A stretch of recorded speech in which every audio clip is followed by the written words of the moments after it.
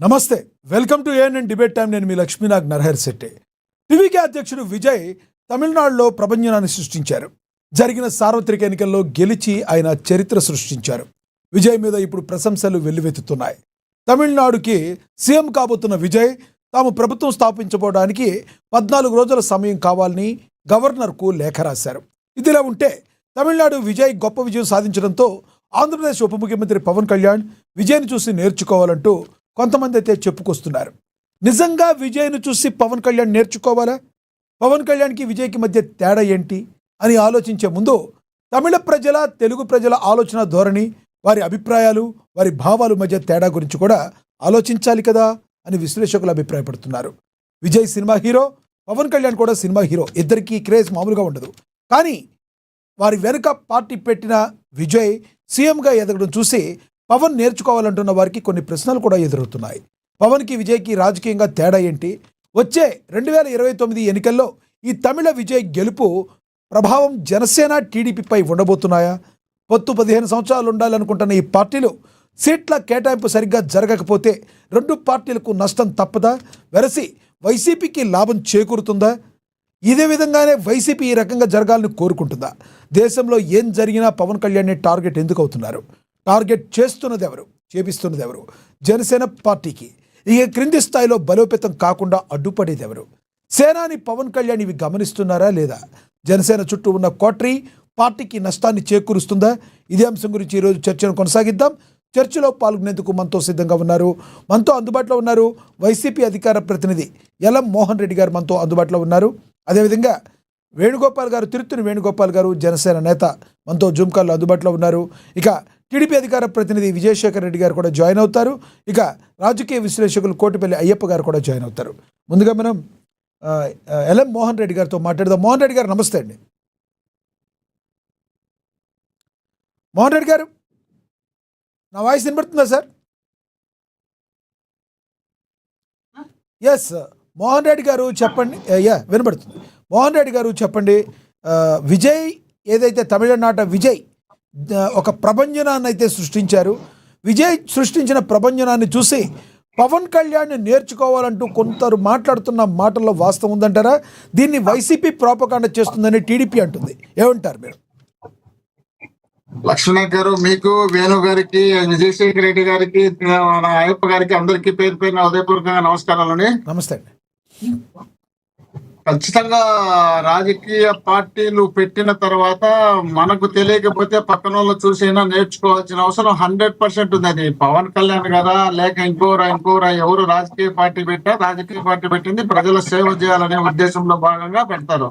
ప్రజలకు సేవ చేయాలంటే డిప్యూటీ సీఎం, మంత్రి ఓటు ఇస్తే ప్రజలకు సేవ వాళ్ళు అనుకున్న విధంగా చేయలేదు. డైరెక్ట్ ముఖ్యమంత్రి అయితే వాళ్ళు అనుకున్న విధంగా చేయడానికి అవకాశం ఉంటుంది. కాబట్టి దాన్ని అనుకున్న విధంగా చేయాలనుకున్నప్పుడు ఆయన కూడా ఒక సినిమా స్టార్ గా ఉన్నటువంటి వ్యక్తి. ఆంధ్రప్రదేశ్ లో అక్కడ తమిళనాడులో విజయ్ గారికి ఎంత క్రేజ్ ఉందో అదే క్రేజ్ ఇతనికి కూడా ఇక్కడ ఉంది. ఆ క్రేజ్ ను మీరు నిలబెట్టుకోవడంలో, ఆ క్రేజ్ ను మీరు ఓటు బ్యాంక్ గా మార్చుకోవడంలో మీరు 100% ఫెయిల్ అయినారు. కాబట్టి మీకు ఫస్ట్ టైం వాళ్ళకి మద్దతు ఇచ్చారు, సెకండ్ టైం మీరు పోటీ చేసి ఓడిపోయినారు, థర్డ్ టైం కూడా మీరు గెలిచలేమని చెప్పి మీ నోటితో మీరే చెప్పి పోటీ చేసినారు. వాళ్ళతో కలిసి చేసినారు కాబట్టి ఓడిపోయిన గెలిచినారు మొన్న. కానీ నేనేమంటానంటే, మీరు రాజకీయ పార్టీ పెట్టిన తర్వాత మీకు జనంలో క్రేజ్ ఉన్న తర్వాత మన ఉనికిని కాపాడుకోవాల్సిన బాధ్యత మనపైన ఉంటుంది. మనం జనాన్ని ఎట్ట మెప్పించాలా, జనాన్ని ఎట్ట నమ్మించాలా, జనంతో మనం ఏ విధంగా మనం మాట్లాడితే మనకు ఆకర్షితులు అవుతారనే ఆలోచనను మనం తీసుకోవాల్సిన బాధ్యత ఉంది. ఆ ఆలోచన విధానంలోనే ఫెయిల్ అయినారు. కాబట్టి కేవలం ప్రతిపక్షాన్ని ప్రతిపక్షంగా అప్పుడు అధికారంలో ఉన్న పార్టీని, అంతకుముందు ప్రతిపక్షంలో ఉన్న పార్టీని టార్గెట్ పెట్టుకొని మాట్లాడడం వల్ల జనంలో ఒక ఆలోచన వస్తుంది. జనం మాట్లాడేటప్పుడు మన ఆలోచన విధానాన్ని జనానికి సక్రమంగా అందించే కార్యక్రమం చేయాల్సిన బాధ్యత ఉంది.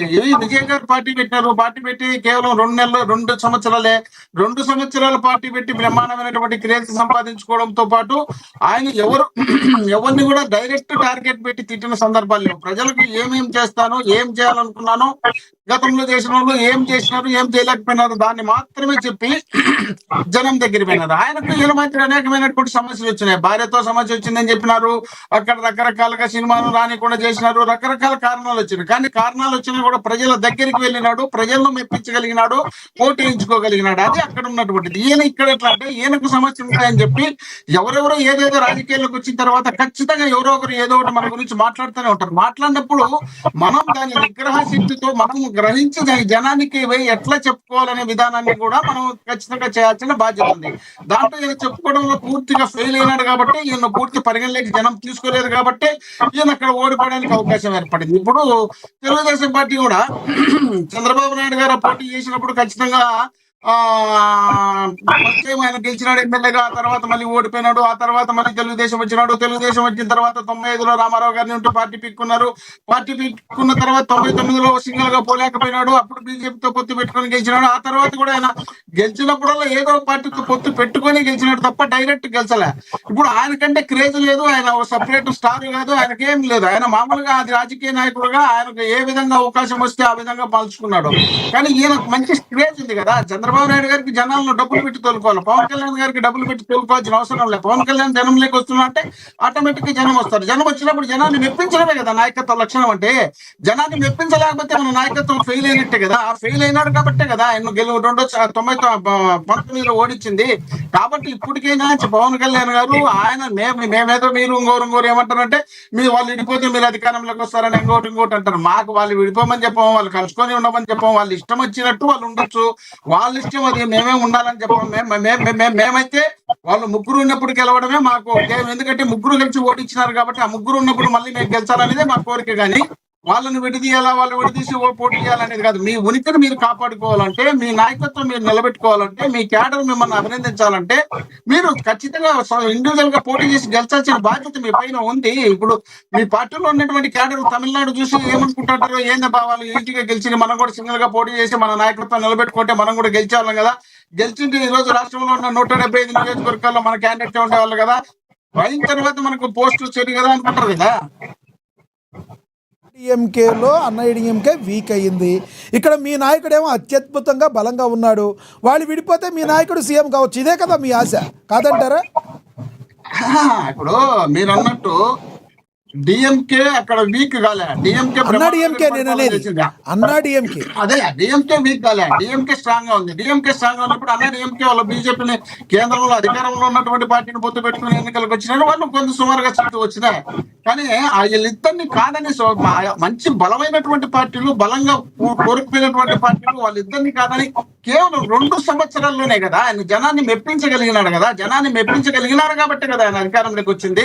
ఆ మెప్పించే కార్యక్రమం వీళ్ళు చేయలేకపోయినారు కదా. 12 సంవత్సరాలు 14 సంవత్సరాలు దాదాపు అవకాశం ఇస్తే ఆ అవకాశం ఇచ్చినప్పుడు ఉపయోగించుకోవాల్సిన బాధ్యత మీ పైన ఉంది కదా. మీ పైన ఉన్నప్పుడు మీరు ఉపయోగించుకోకుండా మీరు ఎవరికో వాడికి ఒత్తాస పలుకుతా పోతామంటే జనం ఒప్పుకోరు కదా. కాదు మోహన్ రెడ్డి గారు ఒకటి చెప్పండి. చిరంజీవి గారి ప్రజారాజ్యం పార్టీ ఎఫెక్ట్ ఒక 5 నుంచి 10 సంవత్సరాల పాటు జనసేన మీద లేదంటారా? పవన్ కళ్యాణ్ గారికి ఆ కారణాలు లేకపోలేదంటారా? వాస్తవం ఉందా లేదంటారా? ఇప్పుడు చిరంజీవి గారు పార్టీ పెట్టినారు, అందులో యువరాజ్యం అధ్యక్షుడిగా ఈయన ఉన్నాడు. ఆయన ఉన్నాడు. ఉన్న తర్వాత 17-18% ఓట్లు వచ్చినాయి. దాదాపు 18 సీట్లు వచ్చినాయి. 75 లక్షలు ఎన్నో ఓట్లు వచ్చినాయి. వచ్చిన తర్వాత పార్టీ నడిపించడానికి శక్తి సాలేదనో, లేక ఆయన ఇళ్ళలాగా తిట్టించుకోవడానికి ఓపిక లేదనో, ఏదో ఆయన పార్టీని విలీనం చేసినాడు. విలీనం చేసిన తర్వాత ఆయన పెద్ద నేరాలు చేయలేదు కదా. నేరాలు చేసి ప్రజల్లో నమ్మకాన్ని పోగొట్టుకున్న తర్వాత ఆ నమ్మకాన్ని నిలబెట్టుకుంటాకి 10 సంవత్సరాలు పట్టింది అని జన సైనికులు చెప్తున్నారు. అక్కడి పరిస్థితులు వేరే, ఇక్కడ పరిస్థితులు వేరే అంటారు.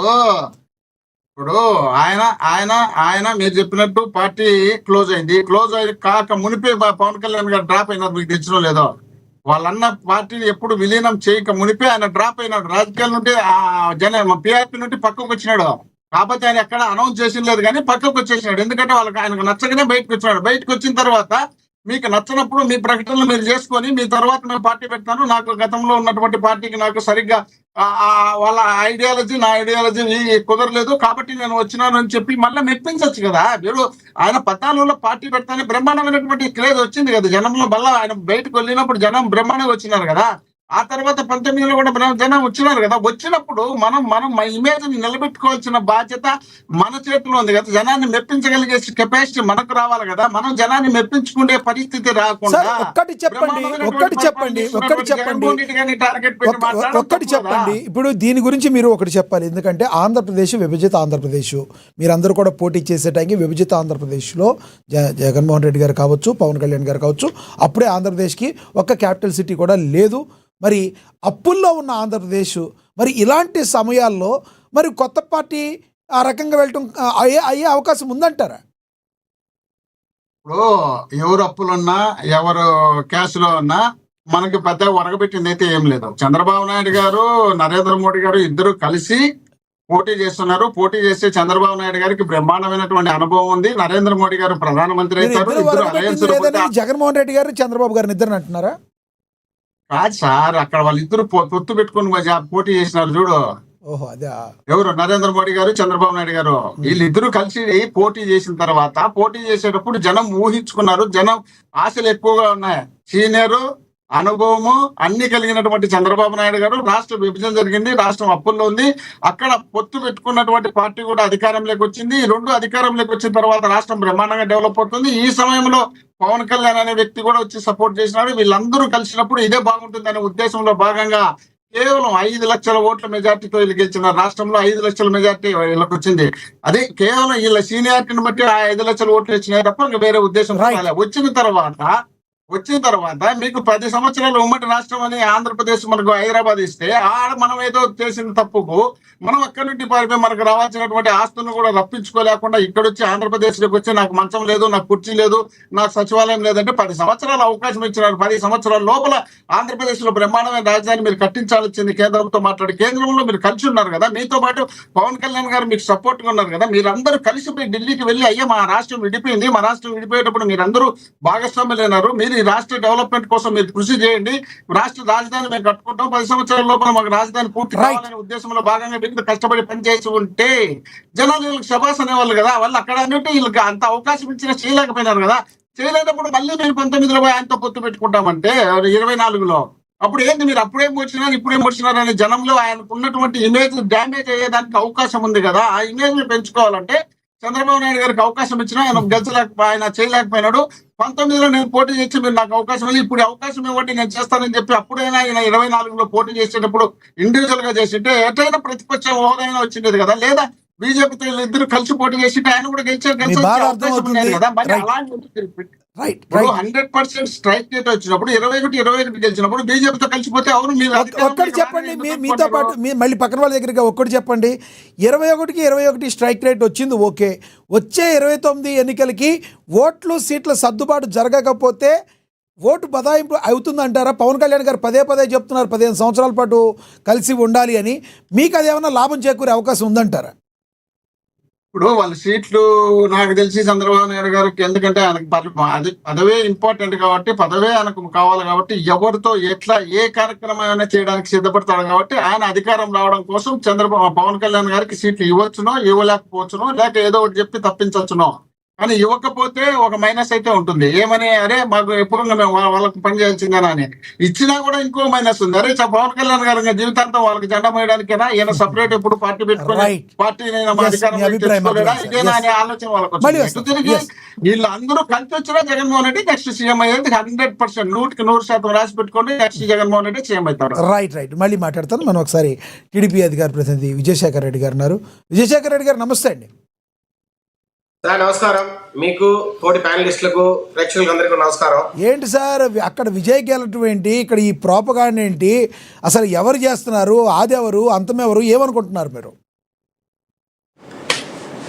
సార్ ఖాళీగా ఎవరైతే పనులు లేక ఖాళీగా ఉంటారో వాళ్ళు మామూలుగా మాట్లాడి ఇవన్నీ కూడా ఇక్కడ ఎట్లా ఉందంటే సార్, ప్రపంచంలో ఎక్కడ ఏం జరిగినా దాన్ని ఆంధ్రప్రదేశ్కి అన్వయించుకోవడం, ఏ రాష్ట్రంలో ఏదైనా ఒక చిన్న సారూప్యతో లేకపోతే సిమిలారిటీ ఎక్కడైనా కనపడితే దాని గురించి ఇక్కడ డిస్కస్ చేసుకోవడం.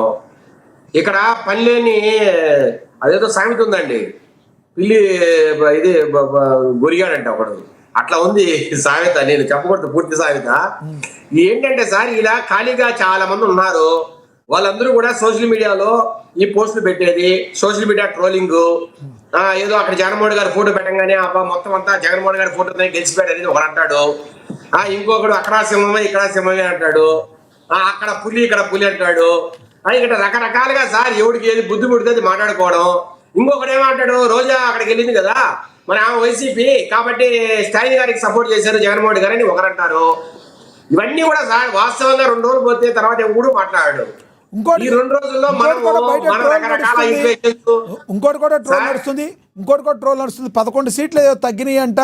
ఆ 11 సీట్లు మీకు ఇస్తాం, మాకు సపోర్ట్ చేయండి.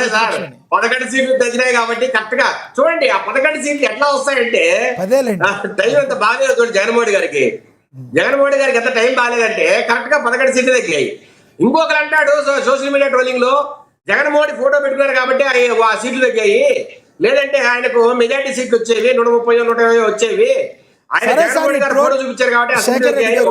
ట్రోలింగ్స్ విషయాన్ని పక్కన పెడితే, ట్రోలింగ్స్ విషయాన్ని మీ పార్టీ అంతర్గత విషయం అయినప్పటికీ కూడా బయట వస్తున్న క్వశ్చన్ల దృష్టి అడగాల్సి వస్తుంది. 2029 ఎలక్షన్లకి జనసేన టీడీపీ పొత్తులో వెళ్లాలని పవన్ కళ్యాణ్ గారు మాట్లాడుతున్నారు కదా, మీరు సముచిత స్థానాలు కల్పించే అవకాశం ఉందా, లేదు అంటే ఓటు ట్రాన్స్ఫర్ కాదు అనేది చాలా బలంగా వెళుతున్న మాట. వాస్తవం ఉందంటారా దీనిలో? సముచిత స్థానాలు కల్పిస్తారని ఎవరైనా సర్వే చేశారా దీని మీద? ఏదైనా ఓటు ట్రాన్స్ఫర్ కాదనే సర్వే ఏమైనా చేశారా? ఎక్కడైనా ప్రాబ్లం ఉందా? లేదంటే జనసేన విజయశేఖర్ రెడ్డి గారు బయట ఉన్న దృశ్యం మీరు అడిగిన దానికి చెప్తున్నా, బయట ఎక్కడా కూడా అంతర్గతంగా క్రింది స్థాయిలో జనసేన పార్టీ ఇప్పటికీ బలోపేతం కాలేదు. దానికి టీడీపీలోని కొంతమంది అడ్డుపడుతున్నారని బయట వస్తున్న ఆరోపణలు వాస్తవం లేదంటారా? ఇప్పుడు సార్ ఎవరి పార్టీకి ఎవరు అడ్డుపడే పరిస్థితి ఎక్కడా ఉండదు. అడ్డుపడితే కూడా సార్, ఇప్పుడు నేను ఒక పార్టీ పెట్టాను అనుకోండి, నా పార్టీ నేను స్ట్రాంగ్ చేసుకోవాలంటే ఎవరు అడ్డు పెడితే వదిలేస్తానా? ఇప్పుడు విజయ్ ఉన్నారండి తమిళనాడులో, మరి ఆయనలో రకరకాల వ్యక్తులు పిలిచారు, రండి మీరు కూటమిలో కలుద్దామని. ఆయన వెళ్ళాడా సార్? ఎవరెవరు ఈక్వేషన్స్ వాళ్ళకి. ప్రశాంత్ కిషోర్ అనే ఒక స్ట్రాటజిస్ట్ ఎవరైతే పనిచేశారో, ఆంధ్రలో కూడా పనిచేశారు, ఆయన 1 year ముందు చెప్పారు సార్. 1 year ముందు ఏం చెప్పారు? స్టాలిన్ గవర్నమెంట్ లో అవినీతి ఎక్కువ జరుగుతుంది, స్టాలిన్ అట్లాగే వారి పార్టీ అట్లాగే వాళ్ళ అలయన్స్ ఎవరైతే ఉన్నారో కాంగ్రెస్ కావచ్చు, వారు అలాగే ఎలక్షన్కి వెళ్తే, అట్లాగే అన్నాడీఎంకే బీజేపీతో కలిసి ఎలక్షన్కి వెళ్తే టీవీకే విజయ్ గారు ఒక్కరే అంటే సింగిల్ గా ఎలక్షన్ పోతేనే గెలుస్తాడు, ఖచ్చితంగా గెలిచి చూపిస్తామని 1 year కిందనే మాట్లాడండి. మీరు రాసి పెట్టుకోండి, టీవీకే గెలుస్తుంది అని ఆయన మాట్లాడిన మాటలు ఈరోజు వైరల్ అవుతున్నాయి. అంటే వాళ్ళ స్ట్రాటజీ సార్ అది. ఆయన సింహం సింగిల్ గా పోయిందేం లేదు అక్కడ. అవసరం అనుకున్నప్పుడు విజయ్ కూడా వేరే వాళ్ళతో కలిసి వెళ్ళేవాడు. కానీ వాళ్ళు సింగిల్ గా వెళ్తేనే వాళ్ళకు ఆ స్ట్రాటజీ ఏదైతే ఉందో సింగిల్ గా వెళ్ళాలనేది అదొక స్ట్రాటజీ. దానివల్లే కొట్టగలిగారు సార్. వాళ్ళు ఒకటే, వాళ్ళకి ఏదైతే ఐడియాలజీ ఉందో ఆ ఐడియాలజీ ఎవరితోనూ పసగట్లే. సరే, ఇక్కడ సింపుల్ ఈక్వేషన్, బీజేపీ ఏఐడీఎంకే హిందుత్వ సంబంధంగా ఏవైతే ఓట్లు ఉన్నాయో ఆ ఓట్లు వాళ్ళు చీల్చుకున్నారు సార్. నాన్ హిందుత్వ ఓట్లు అంటే మైనారిటీ ఓట్లు, క్రిస్టియన్స్ కావచ్చు, కారణాలు అర్థమైనవి. విజయ్ గారి గెలుపు కారణాలు అర్థమైంది. 2029 కూడా పొత్తులో వెళ్ళాలనుకుని కోరుకునేవి చంద్రబాబు గారు, అదేవిధంగా పవన్ కళ్యాణ్ గారు. క్రింది స్థాయిలో ఉన్న జనసేన పార్టీకి సంబంధించి ఎదుగుదలకు తోడ్పాటు లేదు అని వస్తున్న ఆరోపణలో వాస్తవం ఉందా? అది నేను అసలు ఆరోపణలు ఎవరు చేస్తారండి? వైసీపీ నాయకులు ఆరోపణలు చేస్తారు. పొద్దున్న లేస్తే వైసీపీ నాయకులు సోషల్ మీడియా ట్రోలింగ్ చేసేది, అక్కడ విజేపీ గెలిచారు సింగిల్ గా, మీరు గెలిచలేరా అని అడుగుతారు. వాళ్ళకి ఎందుకండి? నాకు అర్థం కాదు. పవన్ కళ్యాణ్ గారికి లేని నొప్పి వాళ్ళకెందుకు? ఎందుకు వాళ్ళు మాట్లాడతారు? వైసీపీ నాయకులు ఎందుకు ట్రోల్ చేసేది? జగన్మోహన్ గారు ఏమో పెద్ద ఆయన పెద్ద కింగ్, ఆయన ఏదో పెద్ద ఇంటర్నేషనల్ లీడరు, అట్లా పవన్ కళ్యాణ్ గారికి ఆ సత్తా లేదని వాళ్ళు మాట్లాడతారు. తెలుగుదేశం నాయకులు కావచ్చు, లేదంటే పవన్ కళ్యాణ్ ఆయన మన జనసేన సంబంధించిన నాయకులు కావచ్చు, సాధారణ ప్రజలు ఎవరు మాట్లాడట్లేదు సార్ దీని మీద. సార్ ఎవరి ఇష్టం వారిది, ఎవరితో అయినా పొత్తులో వెళ్తారు. పొత్తులో వెళ్ళిన తర్వాత ప్రజలు ఓడించాలా గెలిపించాలని ప్రజలు చూసుకుంటారు. ఇప్పుడు మొన్నేమో అద్భుతంగా ఓట్లు వేశారు. సార్ నేను అడుగుతున్నా, ప్రతి స్టేట్ లోనూ ఎన్నికలు జరుగుతున్నాయి, ఎక్కడైనా 11 సీట్లు వచ్చాయి సార్ ప్రతిపక్షానికి, కానీ 74 సీట్లు వచ్చాయి సార్ డిఎంకేకి. ఎందుకు వచ్చాయి 74? అంత అభివృద్ధి జరిగి అన్ని ఇబ్బందులు ఉన్నా అన్ని పార్టీలు కలుపుకున్నా 74 సీట్లు వచ్చాయి. శేఖర్ రెడ్డి గారు 11కి 23కి పెద్ద తేడా ఏం లేదు, ఒక 13 ఎక్కువ వచ్చినాయి గతంలో. అంత మీకు కూడా 23 వచ్చినాయి, 175లో 23 వచ్చినాయి మీకు కూడా గతంలో. సార్ నేను చెప్పేది మాట ఒక మాటేనండి. టీఎంసీ ఓడిపోయింది, వాళ్ళకి 82 సీట్లు వచ్చాయి. డిఎంకే ఓడిపోయింది, వాళ్ళకు 74 సీట్లు వచ్చాయి. అట్లా ఆఖరికి కేరళలో ఎల్డీఎఫ్ ఓడిపోతే వాళ్ళకి 30 సీట్లు వచ్చాయి. మరి మనకి ఎందుకు 11 వచ్చాయి? సరే మీరు అంటున్నారు 23 సీట్లే వచ్చాయి కదా అని. మేమేం చెప్పలేదే, మేమేమి సగలు గుర్తుకోలేదే. మా మా నాయకుడు సింహం సింగల్గా వెళ్తామని మేమే అనలేదు ఎప్పుడు. సార్ మా సాధక బాధకాలు మాకు తెలుసు. అందువల్లనే మా లైక్ మైండెడ్ ఎవరైతే ఉన్నారో, ఐడియాలజికల్ గా ఎవరైతే మాకు మిత్రులు ఉన్నారో వాళ్ళని కలుపుకెళ్ళాం. ఈ రాష్ట్ర అభివృద్ధికి ఎవరైతే కలిసి వస్తారో వాళ్ళని కలుపుకెళ్ళాం. దాంట్లో భాగంగా మా మిత్రులు పవన్ కళ్యాణ్ గారిని కలుపుకున్నాం, అట్లాగే బీజేపీని కలుపుకున్నాం, ముందుకు పోయాం, డబుల్ ఇంజిన్ సర్కార్ని ఏర్పాటు చేశాం. ఈరోజు అద్భుతంగా సాగుతోంది. దీంట్లో ఎవరికి నొప్పుందో నాకైతే తెలియట్లేదు. సార్ పవన్ కళ్యాణ్ గారు సీఎం కావాలా లేదా అనేది ప్రజలు డిసైడ్ చేస్తారండి. వీళ్ళకి ఎందుకు నొప్పి, వైసీపీ నాయకులకి ఎందుకు నొప్పి? ఇదంతా వైసీపీ నాయకులే మాట్లాడుతున్నారంటారు మీరు? కేవలం వైసీపీ నాయకులు, వైసీపీకి సంబంధించిన కొంతమంది సోషల్ మీడియా టీం మాత్రమే ఈ ట్రోలింగ్ చేస్తుంది తప్పితే ఎక్కడ కూడా వేరే ఏ ప్రాబ్లం లేదు ఆంధ్రప్రదేశ్ లో. దానికి మేమందరం సమాధానం చెప్పాల్సి వస్తుంది. సమాధానం ఒక్కటే సార్, ఎవరెవరు తగినట్టు ఎవరెవరు బుద్ధిపడి. ఇప్పుడు మోహన్ రెడ్డి గారు కూడా ఆయనకున్న వేలో ఆయన మాట్లాడారు. సరే ఎవరు మాట్లాడినా ఎవరెవరి ఐడియాలజీ వాళ్ళకు ఉంటది, ఎవరెవరి వ్యూ వాళ్ళకు ఉంటది, అది కరెక్టా కాదా అనేది ప్రజలు డిసైడ్ చేయాలి. మీ అభిప్రాయం అర్థమైంది. విజయశేఖర్ రెడ్డి గారు మళ్ళీ మాట్లాడతాను. మీ అభిప్రాయం. జోసెఫ్ విజయ్ ఎవరైతే ఉన్నారో ఓడిపోయింటే మళ్ళీ మాట్లాడతాం. మీతో మా అందుబాటులో ఉండండి. మనతోటి తిరుత్తని వేణుగోపాల్ గారు కూడా జాయిన్ అయ్యారు, ఆయనతో మాట్లాడదాం. జనసేన నేత వేణుగోపాల్ గారు నమస్తే అండి.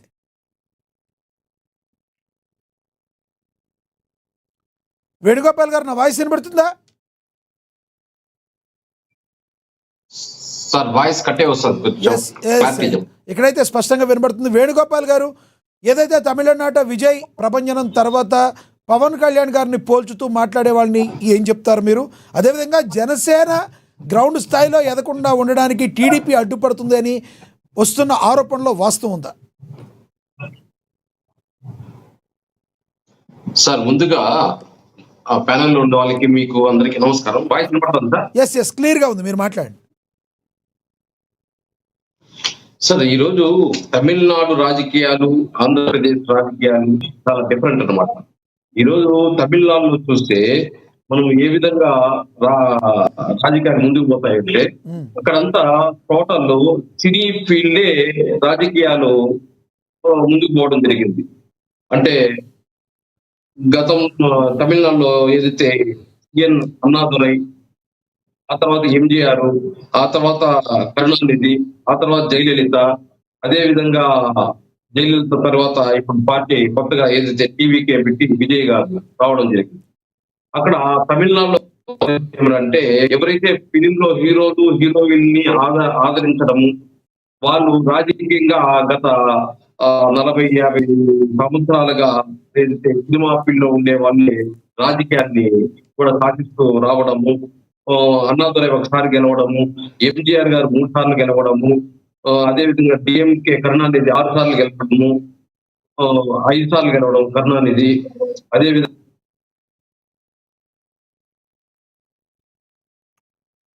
వేణుగోపాల్ గారు స్ట్రక్ అయినట్టున్నారు.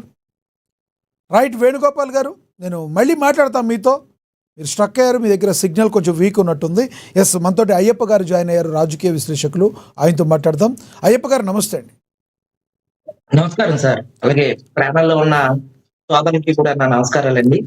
అయ్యప్ప గారు, తెలుసు గత 2 రోజులుగా ఆఫ్టర్ ఎలక్షన్స్ రిజల్ట్ తర్వాత ప్రధానంగా తమిళనాట ఎలక్షన్స్ రిజల్ట్ తర్వాత ఏం జరుగుతుంది అనేది మీరు కూడా చూస్తున్నారు. అసలు విజయ్కి, ఇక్కడున్న పవన్ కళ్యాణ్ గారికి పోలిక పెడుతూ మాట్లాడుతున్న మాటలను ఎలా చూస్తారు?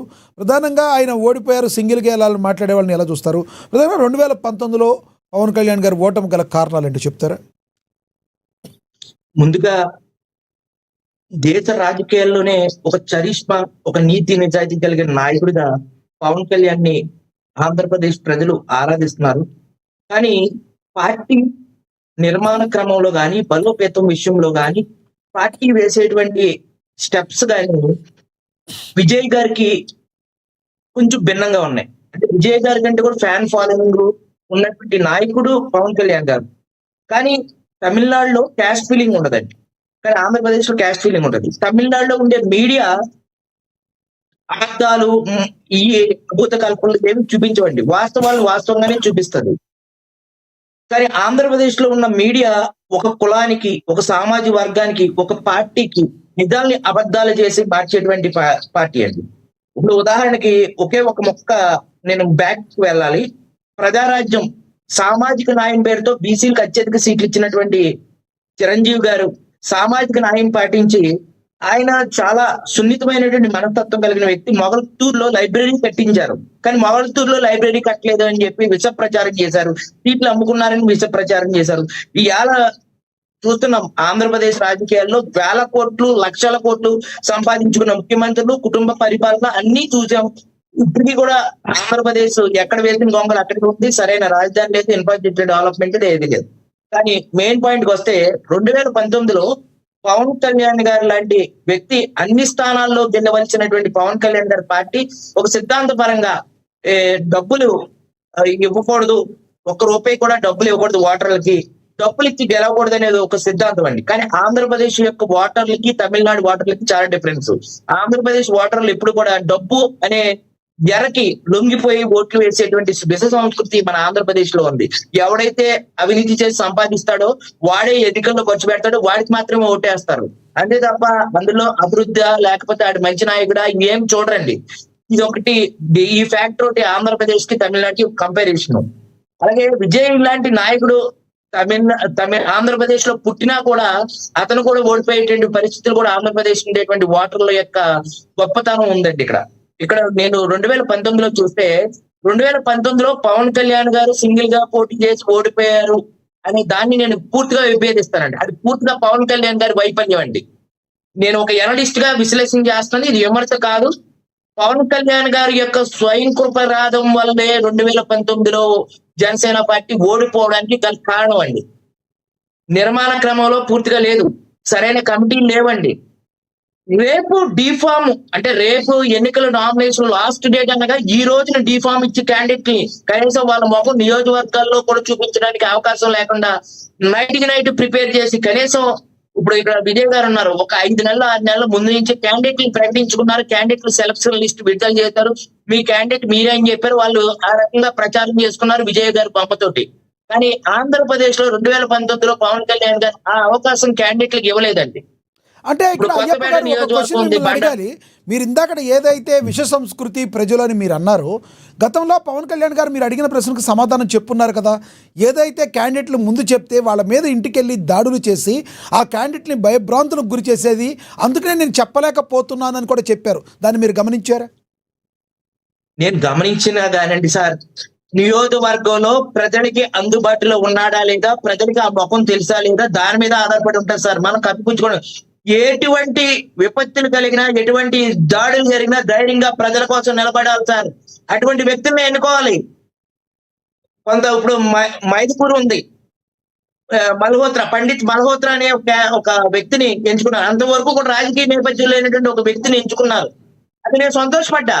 అతను ఎప్పుడు ఇచ్చారు? రేపొద్దున నామినేషన్ పూర్తి అయిపోతుందనగా ఈ రోజు డిఫామ్ ఇస్తే అతను ఏం చేస్తాడండి? కనీసం పవన్ కళ్యాణ్ గారి యొక్క ఏదైతే 7 సిద్ధాంతాలైనా ప్రజల్లో తీసుకెళ్ళకపోయాడు.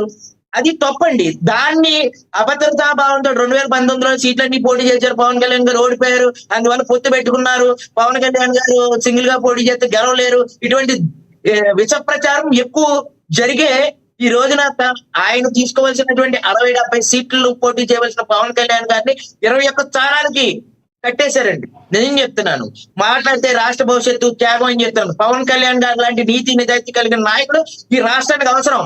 మనం కూడా 10th క్లాస్ ఎగ్జామ్స్ లో చూసామండి, 40 మంది విద్యార్థుల్ని తన సొంత డబ్బులతో చదివించినటువంటి పవన్ కళ్యాణ్ గారు 555 మార్కులు వచ్చాయండి. నెలకు 5,000 రూపాయలు చొప్పున 40 మంది విద్యార్థులకు వేస్తున్నారు. తన సొంత డబ్బులన్నీ కూడా ప్రజలు ఖర్చు పెడుతున్నారు.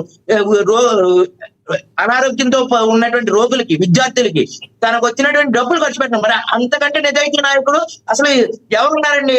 కంపేర్ విత్ ఇప్పుడున్న రాజకీయ నాయకుల్లో కానీ, గత రాజకీయ నాయకుల్లో కానీ ఎవరైనా పవన్ కళ్యాణ్ గారు లాంటి నీతి నిజాయితీ నాయకుడు ఉన్నారా? మన రాష్ట్రంలో ఆయన గొప్ప నాయకుడు ఉన్నారా? ఆయనకి ఆయనే అండి. ఖచ్చితంగా ఆయన సీఎం అవ్వాలని చెప్పి యూత్ అందరూ కోరుకున్నప్పటికీ కూడా ఆయన అభద్రతా భావంతో నేను గెలవలేను అదే సిద్ధాంతంతో ఉన్నారు. నేను సింగిల్ గా పోటీ చేస్తే ఓడిపోతానని. ఆయన సింగిల్ గా 2029లో పోటీ చేయమనండి, అన్ని స్థానాల్లో ఎవరితో పొత్తు పెట్టుకోకుండా 2027 నుంచి రోడ్డు ఎక్కమనండి. ఖచ్చితంగా ఆయన 2029లో సీఎం అయి తీరతారండి. ప్రజలు మార్పు కోరుకుంటున్నారు. ఇంకా కుటుంబ పాలన, వంశాల పారిపర్యంగా మీడియా చుప్పే అభ్యర్థి కల్పనలు ఎవరు నమ్మే పరిస్థితుల్లో లేరండి. ఈ రోజు సామాజిక మాధ్యమాల్లో నిజమేంటి, వాస్తవం ఏంటి చూస్తున్నారు. పవన్ కళ్యాణ్ గారి కోసం నేను మాట్లాడుతున్నాను. పవన్ కళ్యాణ్ గారు నిన్న కూడా పిఠాపురంలో 10th క్లాస్ విద్యార్థులకి 40 మంది విద్యార్థులకి 5,000 రూపాయలు చొప్పున కడుతుంటే ఆ విద్యార్థులందరూ కూడా చక్కగా చదువుకుని 500 పైచీలకు మార్కులు తెచ్చుకున్నటువంటి విద్యార్థులందరూ కూడా ఈ రోజు మేము పవన్ కళ్యాణ్ గారి ఆశయాలతోటి మేము సివిక్ సర్వెంట్ గా అయ్యి ఆయనకు సేవ చేయాలని చెప్పి కోరుకుంటున్నారండి. అటువంటి యువతకి ఆదర్శం ఆయన. ఎంతో విష సంస్కృతి ఇక్కడ అలవాటు అయిపోయింది, ప్రజలందరూ కరప్టెడ్ అయిపోయారని అన్నారు. అలా కరప్టెడ్ అయిపోయిన ప్రజలు మరి పవన్ కళ్యాణ్ గారికి ఓట్లేస్తారంటారా? మరి హేమీలు ఇద్దరు ఉన్నారు. ఖచ్చితంగా మార్పు చద్యం సార్, మార్పు చద్యం. ఇప్పుడు 7 సార్లు జ్యోతి బస్ గెలిచినటువంటి పశ్చిమ బెంగాల్లో ఆఫ్టర్ ఒక school teacher Trinamool Congress party అని పెట్టి ఆ తృణమూల్ కాంగ్రెస్ పార్టీని నడిపినటువంటి దీది ఒక స్కూల్ టీచర్ సార్. అప్పుడు కూడా అరాచకాలు ఉన్నాయి, అన్ని ఉన్నాయి, ఆవిడ ఎదుర్కోలేదా? అలాగే ఢిల్లీ పీఠ ఆమ్ ఆద్మీ పార్టీ ఒక IRS ఆఫీసర్ పెట్టేటువంటి గెలవలేదా? ఒక తెలంగాణలో నవ తెలంగాణ, తల్లి తెలంగాణ బోర్డుని పార్టీలు గెలిచినా కానీ ఒక కేసీఆర్ మాత్రమే ఉన్నాడు. అది రేవంత్ రెడ్డి ముఖ్యమంత్రి అవుతారని, రేవంత్ రెడ్డి గారు ముఖ్యమంత్రి చేసినటువంటి అనుభవజ్ఞులు అని ఎవరైనా నమ్మారా? ప్రజలు అతన్ని ఎలా విశ్వసించారో మీరు చూశారు. అప్పుడు దాకా లైమ్ లైట్ లో లేనటువంటి కాంగ్రెస్ పార్టీని అతను వాడి వేడి ప్రసంగాల ద్వారా ప్రజల్లో చైతన్యం తీసుకొచ్చినటువంటి గెలిచినటువంటి దాఖలాలు లేవా? అదే రేవంత్ రెడ్డి నోటు రేటు కేసులో జైలుకెళ్ళి అప్రతిష్ట పాలయ్యి ఓడిపోయినటువంటి ఘటనలు లేవండి. మన కళ్ళ ముందే అన్ని చూస్తున్నాం, గెలుపులు చూస్తున్నాం, ఓటములు చూస్తున్నాం మన పక్క రాష్ట్రాల్లో గట్ట. మరి పవన్ కళ్యాణ్ గారిని ఎందుకు గెలవరు? పవన్ కళ్యాణ్ గారి కోసం యూత్ మార్పు కోరుకుంటుంది సార్. ఆయన సరైన క్యాండిడేట్లు నిలబెట్టి సరైన 175 స్థానాల్లో పవన్ కళ్యాణ్ గారు తిరిగి ఖచ్చితంగా ప్రజలకు ఏది అవసరమో దాన్ని చేయగలిగితే ఈ రోజున పవన్ కళ్యాణ్ గారు ఆశయాలు గొప్పవి సార్. అందులో నేను ఒక ఆశయం చెప్తాను. రేషన్ బదులు డబ్బులు వేయాలన్నారు. ఈ రోజున రేషన్ బియ్యం అంతా కూడా విదేశాలకు తరలిపోతుంది, ప్రజలు ఎవరో ఉపయోగించుకోవట్లేదు. దానివల్ల ప్రజా పంపిణీ వ్యవస్థలో కొన్ని కోట్ల మేర ప్రభుత్వానికి నష్టం వస్తుంది. డబ్బులు వేస్తే ఇంకా తక్కువ అయ్యప్ప గారు మీరనేది తనకు తాను తగ్గించుకున్నవాడు హెచ్చింపబడేది ఎంత వాస్తవమో, తన బలాన్ని తాను తెలుసుకోలేనివాడు వాడు కూడా ఎదగలేడు అనేది కూడా అంతే వాస్తవం అంటారు మీరు? ఖచ్చితంగా సార్. నేనేమి చేయలేనని ఆంజనేయ స్వామి అనుకున్నట్టే ఆయన 7 సముద్రాలు దాటి సంజీవిని పర్వతం ఎత్తినటువంటి బలం పవన్ కళ్యాణ్ లో ఉంది. కానీ ఒక ఎనలిస్ట్ గా కాదు సార్, మార్పు కోరుకుంటున్నాను నేను. ఇంకా ముఖ్యమంత్రి కొడుకులే పిల్లలే ముఖ్యమంత్రి కొడుకులే వాళ్ళే అవుతున్నారు. ఒక వంశం మాత్రమే ఒక కుటుంబ పరిపాలనే అవుతుంది. దేశవ్యాప్తంగా 70 సంవత్సరాల పాటు ఉన్నటువంటి కాంగ్రెస్ ప్రభుత్వాన్ని తరిమి కొట్టినటువంటి దేశం మనది. ఈ రోజున పశ్చిమ బెంగాల్లో 15 సంవత్సరాల అధికారం సాధించినటువంటి ప్రభుత్వాన్ని దించినటువంటి దేశం మనది. ఈ రోజున హేమీలు అన్నా డిఎంకే పార్టీలు ఉన్నటువంటి తమిళనాడులో గట్టి దించినటువంటి చరిత్ర మనది, మన భారతీయ చరిత్ర అండి. మన కళ్ళ ముందే చూస్తున్నాం రాజకీయాలు ఎలా శరవేగంగా మారిపోతున్నాయో. సామాజిక మాధ్యమాల్లో అత్యధిక ఫ్యాన్ ఫాలోయింగ్, అత్యధిక ప్రజారాధన కలిగినటువంటి వ్యక్తి, గిన్నిస్ అవార్డు తెచ్చుకున్నటువంటి వ్యక్తి పవన్ కళ్యాణ్. మీరు ఒకటి అన్నారు, 2019లో సింగిల్ గా అన్నారు, కానీ సిపిఐ తో కలిసి వెళ్ళారు. ఆ భావాలు, ఆ సిద్ధాంతాలు వేరు కదా అప్పుడు సార్. ఖచ్చితంగా భవిష్యత్తులో దళితులు, బీసీలు, కాపులు ఒక ఫ్రంట్ కింద 3వ ప్రత్యామ్నాయ శక్తిగా ఎదిగేటువంటి ఆలోచన అనేది రాష్ట్రంలో జరుగుతుంది. అనేక మంది కసరత్తు చేస్తున్నారు. ఖచ్చితంగా పవన్ కళ్యాణ్ గారు కాపు సీఎం అనే అభ్యర్థి వరకు కాపుల్లో కానీ, బీసీలో కానీ, ఎస్సీ ఎస్టీలో కానీ సీఎం అయిన దాఖలాలు ఆంధ్రప్రదేశ్ కు లేవు. 2 కులాలు మాత్రమే ఆధిపత్య పోరు నడుస్తుంది. ఈ 2 కులాల మధ్యలో పవన్ కళ్యాణ్ గారు వచ్చి కానీ ఆయన సరైన నిర్ణయం తీసుకోలేకపోయారు. 2029లో క్యాండిడేట్లు ముందే 2019లో క్యాండిడేట్లు ముందే ప్రకటించి ఒక 5-6 నెలల ముందు నుంచి కూడా ప్రజల్లో తిరిగినట్టయితే ఖచ్చితంగా ఆయనకి 50 సీట్ల నుంచి 60 సీట్లు వచ్చేవండి ఆ రోజున కూడా. ఈ రోజున కూడా విజయ్ గారు ఏమి పూర్తిగా ముఖ్యమంత్రి అయిపోలేదు. ఎవరు కంపేర్ చేసినా ఆయన ముఖ్యమంత్రి అవడానికి అనుకూలమైనటువంటి స్థానాలు కూడా ఆయనకి రాలేదు. ఇంకా 11 స్థానాలు లోపే ఉన్నాయండి. మరి పవన్ కళ్యాణ్ గారిని కంపేర్ చేస్తే ఆయన అధికారంలోకి మ్యాజిక్ బ్రేకర్ దాటలేకపోయారు కదా. అంటే ఆయన ఒక ప్రయత్నం చేశారు. అక్కడ ఎక్కువ సీట్లు 200 పై సీట్లు, ఇక్కడ 170 సీట్లు అండి. ఈ రోజున కేరళలో గాని, తమిళనాడులో గాని, మహారాష్ట్రలో గాని, తెలంగాణలో గాని ఎక్కడికక్కడ పవన్ కళ్యాణ్ గారికి ఒక సరీష్మా ఉంది. పవన్ కళ్యాణ్ గారి ఓటు బ్యాంకింగ్ అలాగే చెదరకం దేశ విదేశాల్లో కూడా ఆయనకి మంచి పేరు ఉంది. కానీ పవన్ కళ్యాణ్ గారు తన శక్తి తాను తెలుసుకుని పార్టీ నిర్మాణం పూర్తి చేసి మంచి క్యాండిడేట్ని ఎన్నుకుని ఖచ్చితంగా యువతకి మంచి మార్గం చూపించి 2029లో అత్యధిక స్థానాలు ఆయన యువతకి ఇచ్చి కొత్త మార్పు రాజకీయానికి శ్రీకారం చుట్టే 2029లో పవన్ కళ్యాణ్ గారే ముఖ్యమంత్రి అవుతారని గంటాపదంగా నేను చెప్పగలను సార్. ఆయన చూశాను. రైట్ అయ్యప్ప గారు, మళ్ళీ మాట్లాడతాను. మనం ఒకసారి జనసేన నేత జాయిన్ అయ్యారమో ఆయనతో చూద్దాం. తిరుత్తని వేణుగోపాల్ గారు రిజాయిన్ అయ్యారు కదా మీరు? వేణుగోపాల్ గారు, ఎస్ వేణుగోపాల్ గారు మళ్ళీ రీజాయిన్ అవుతారు, చూద్దాం. మనం ఒకసారి మోహన్ రెడ్డి గారి దగ్గరికి వెళ్దాం. మోహన్ రెడ్డి గారు ఏమంటారు? మీరు రాజకీయ విశ్లేషకులు చెప్పిన మాటతో ఏకీభవిస్తారా?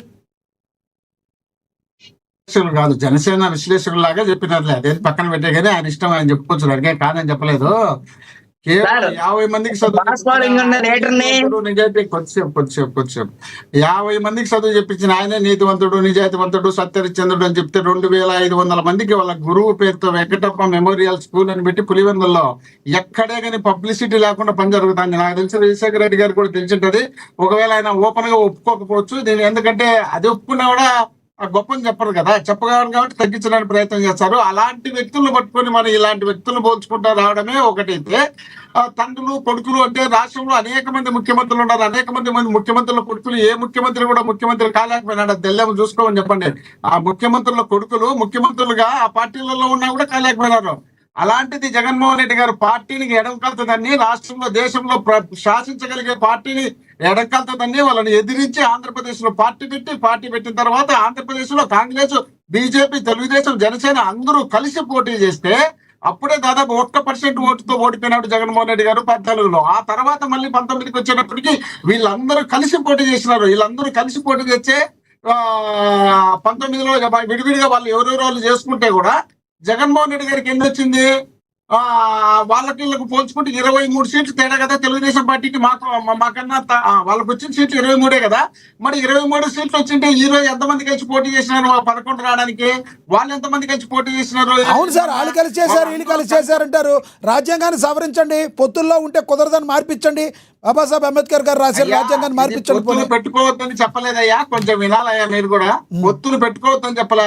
పొత్తులు పెట్టుకున్న తర్వాత మీరు చేస్తున్నటువంటి కామెంట్లకు ఆన్సర్ చెప్తున్నా. వాళ్ళు ఏమంటున్నారు? జగన్మోహన్ రెడ్డికి 11 సీట్లే వచ్చినాయి అంటున్నారు. 11 సీట్లు ఒక్కడే పోటీ చేసినాడు. మీకు 23 సీట్లు వచ్చినప్పుడు జగన్మోహన్ రెడ్డి ఒక్కడే పోటీ చేసినాడు. ఈ రోజు మీరు 11 వచ్చినప్పుడు జగన్మోహన్ రెడ్డికి దేశంలో ఉన్న పార్టీలు అన్ని కలిపి పోటీ చేసింటే 40% ఓటు వచ్చినాయి, 11 సీట్లు వచ్చినాయి. మీరు ఎక్కడెక్కడ ఏమేమి మేనేజ్ చేయాలో మేనేజ్ చేసి ప్రతిపక్ష హోదా రానికూడదనే ఉద్దేశంలో భాగంగా చేసినటువంటి కార్యక్రమం తప్ప 29% వచ్చినటువంటి తెలంగాణలో ముఖ్యమంత్రి అయితే 40% వచ్చినటువంటి ఆంధ్రప్రదేశ్ లో జగన్మోహన్ రెడ్డి గారు ప్రతిపక్షం రాలేదు. మోహన్ రెడ్డి గారు అన్యత భావించకండి. మోహన్ రెడ్డి గారు మళ్ళీ ఇస్తాను మీకు. ఇందాక వేణుగోపాల్ డిస్కనెక్ట్ అయ్యారు, మీకు ఇస్తాను నేను. వేణుగోపాల్ గారు వినబడుతుందా సార్ వాయిస్? ఎస్ మాట్లాడండి వేణుగోపాల్ గారు, మాట్లాడండి. మీరు కంటిన్యూ చేయండి వేణుగోపాల్ గారు. అయ్యా continue, please continue sir. Voice is వినబడుతుంది, మీరు కంటిన్యూ చేయండి ప్లీజ్.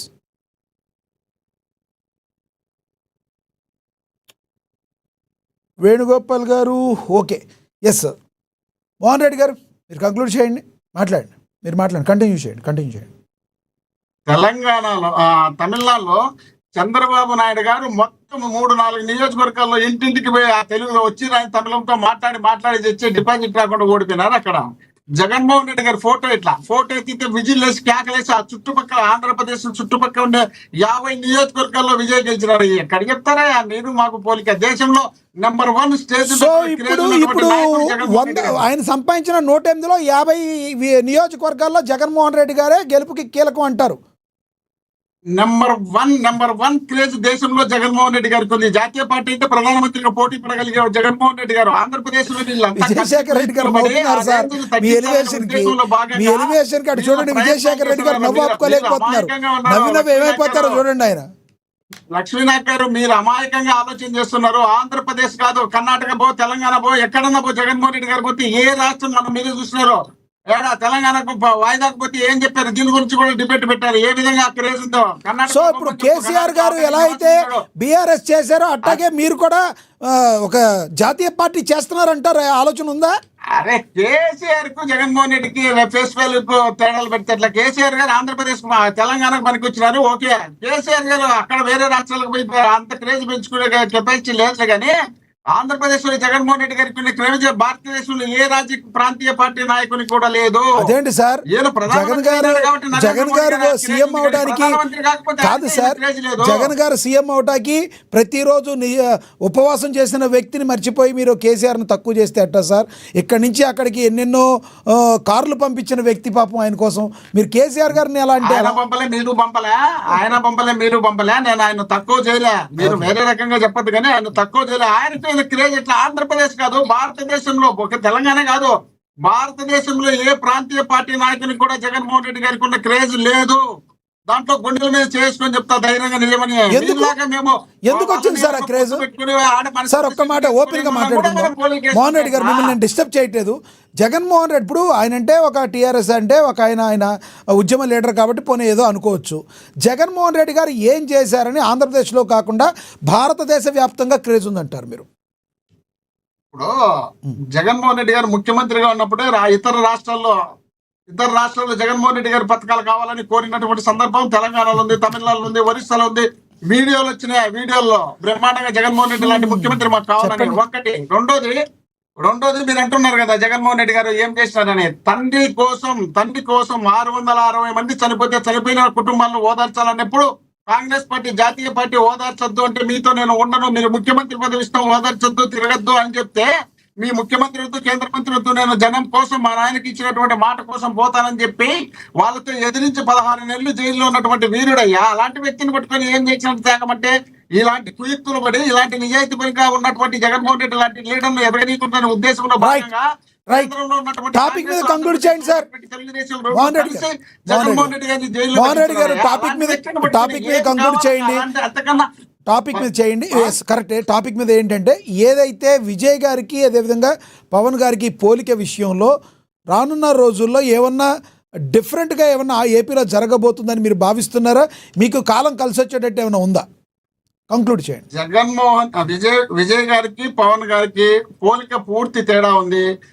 మన అయ్యప్ప గారు చెప్పినట్టు అదే తమిళనాడు వేరే రాష్ట్రం కాదు, మన రాష్ట్రంలోనే ఉండేది. ఇప్పుడు విడిపోయినాం తప్ప అంతకుముందంతా ఒకే రాజధాని ఉండేది, ఒకే రాష్ట్రం ఉండేది. అలాంటిది ఆడ ఈడ దాదాపు హెచ్చు తక్కువ ఉంటుంది ఏది ఆ మనస్తత్వాలు. కానీ వాళ్ళని నమ్మించగలిగే కెపాసిటీ విజయ్ గారికి ఉంది. ఆంధ్రప్రదేశ్ నమ్మించే కెపాసిటీ ఈయన పోగొట్టుకున్నాడు.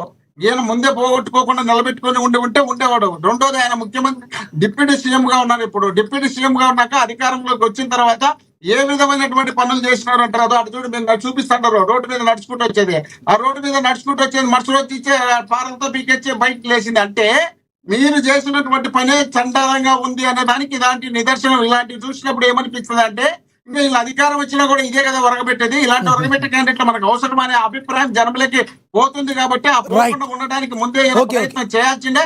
రాష్ట్రంలో ఇన్ని మట్టలు, ఇన్ని రేపులు, ఇన్ని దొంగతనాలు, ఇన్ని డ్రగ్స్, ఇంత మోసం జరుగుతుంటే కనీసం మాట్లాడలేని పరిస్థితి ఉన్నప్పుడు ఈయన ఆ ఘాటుకే కట్టేస్తారు తప్ప ఈయన సపరేట్ ఘాటుకి ఎట్ట కట్టేస్తారు?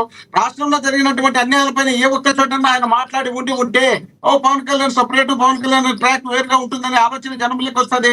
ఎట్లొస్తుంది? పవన్ కళ్యాణ్ గారిని సపరేట్ గా ఎట్లా చూస్తారు? ఆయన పార్టీ పెట్టాడు, అప్పుడు వాళ్ళకి ఒత్తాసు పలికినాడు, తర్వాత వాళ్ళు తప్పులు చేసినా మళ్ళీ వాళ్ళకి ఒత్తాసు పలికినాడు. ఇప్పుడు వాళ్ళ దాంట్లో అధికారం పంచుకుంటాడు, ఇప్పుడు వాళ్ళు తప్పులు చేసి దాన్ని ఎత్తి చూపించలేని పరిస్థితిలో ఉన్నాడు. ఎట్లా నమ్ముతారు పవన్ కళ్యాణ్ గారిని? ఏ కారణం నమ్మడానికి? కేంద్రం రాష్ట్రం అందరూ కలిసి బంగపైన కూడా విజయ్ గారు నేను పొట్టు పెట్టుకోనని చెప్పినారు. పవన్ కళ్యాణ్ గారి మీద సలహాలు ఇచ్చినారు. నాలాగా నీకు డిప్యూటీ సీఎం ఇచ్చారయ్యా, ఉండయా, పోయి వాళ్ళతో పొత్తు పెట్టుకోయా, నువ్వు చూడయా అంటే నీ అవసరం నాకు అవసరం లేదని మీ ఏపీలో మాకు అవసరం చూపించుకుంటారు. మోహన్ రెడ్డి గారు సమయం అయిపోయింది. మీరు చెప్పిన అభిప్రాయం అభిప్రాయం అర్థమైంది. ఎస్ విజయశేఖర్ రెడ్డి గారు మీరు కంక్లూడ్. కూడా. ఎస్ విజయశేఖర్ రెడ్డి గారు కంక్లూడ్ చేయండి ప్లీజ్. ఆంధ్రాకు తమిళనాడుకు చాలా వ్యత్యాసం ఉంది. తమిళనాడులో జాతీయ పార్టీ ఎక్కడ కూడా ముందుకొచ్చి ప్రభుత్వాన్ని ఫామ్ చేసే ప్రశ్నే ఉండదు.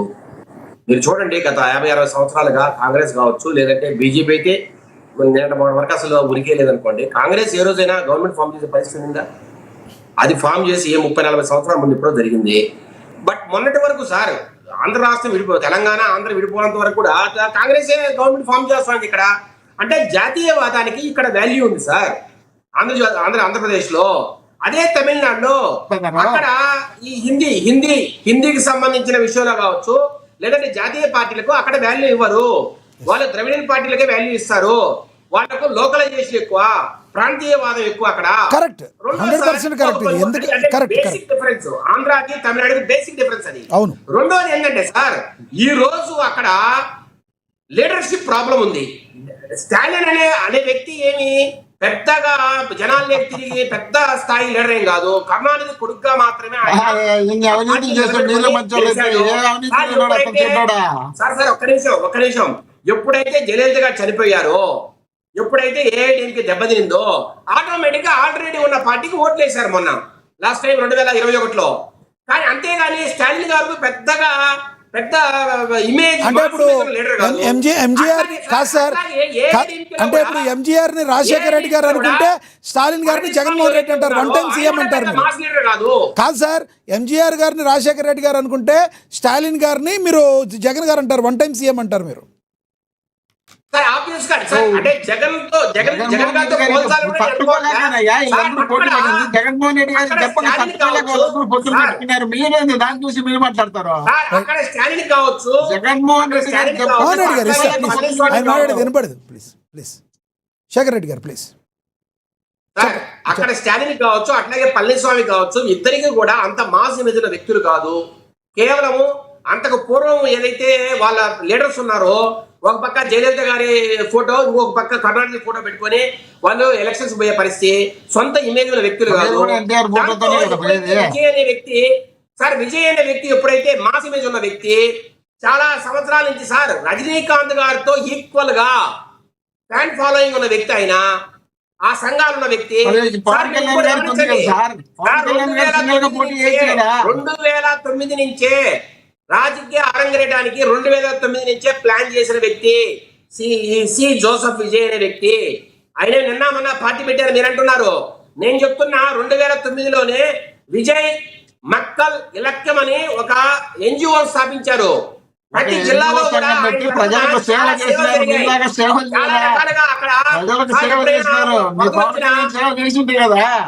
ఉండండి. ఇప్పుడు ఎక్కడైనా వరదలు వచ్చినా కూడా, లేదంటే 10th క్లాస్ చదివిన వాళ్ళకి కావచ్చు, ఇంటర్మీడియట్ చదువుకున్న వాళ్ళకి కావచ్చు, ఎక్కడైనా ఫీజు కట్టాల్సిన పరిస్థితి వచ్చినా, లేదంటే ప్రతిభ కనబట్టి అద్భుతంగా ఎవరైనా ర్యాంకర్లు వచ్చినా కూడా, first rank, second rank, third ర్యాంకర్లు కూడా అందరినీ అన్ని డిస్ట్రిక్ట్ నుంచి పిలిచి మద్రాసులో ఎక్కువ సార్లు విజయ్ గారే అప్పుడు వాళ్ళందరికీ కూడా బహుమతి ప్రదానం చేయడం, వాళ్ళకు కొంత ధన సహాయం చేయడం కూడా మనం చాలా ఫోటోలు వీడియోలు చూస్తున్నాం. అట్లాగే ఈ ఎన్జిఓ ఏదైతే పెట్టాడో విజయ్ మక్కల్ ఇలక్కం అని, ఆ ఎన్జిఓ సంస్థ అన్ని జిల్లాల్లో కూడా 2009 నుంచి, అంటే 18 సంవత్సరాలుగా అది అందుబాటులో ఉంది ప్రజలకి. సార్ విజయ్కి ఈ రోజుకి వచ్చిన ఇమేజ్ కాదు ఇది. చాలా సంవత్సరాలుగా ప్రజల మధ్యలో తిరిగాడు, ప్రజల కష్ట సుఖాలు చూశాడు. ఈ ఎన్జిఓల పేరుతో కావచ్చు, లేదంటే సొంత ఆర్థిక సాయం పేరుతో కావచ్చు, ఆయన ఎంతో మందికి చేరువయ్యాడు. ఆ లెక్కొస్తే పవన్ కళ్యాణ్ గారు కూడా ఒక సంస్థను పెట్టి ఆయన కూడా చేశారు కదా. ఆయన కూడా విజయ్ గారి కంటే ఎక్కువ సంవత్సరాల నుంచి ఉన్నట్టే కదా, కాదంటారా?